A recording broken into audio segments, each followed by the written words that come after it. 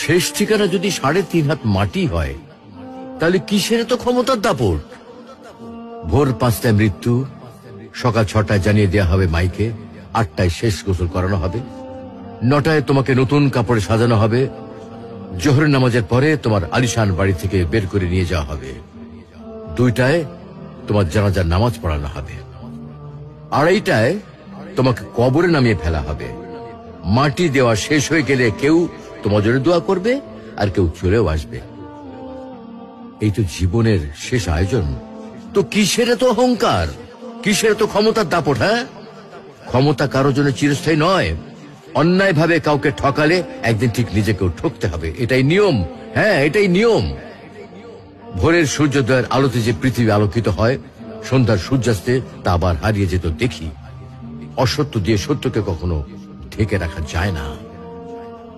প্রকৃতি বড়ই নির্মম। কবে কখন কোথায় কার উপর আঘাত হানে তা একমাত্র উপরওয়ালাই ভালো বলতে পারেন।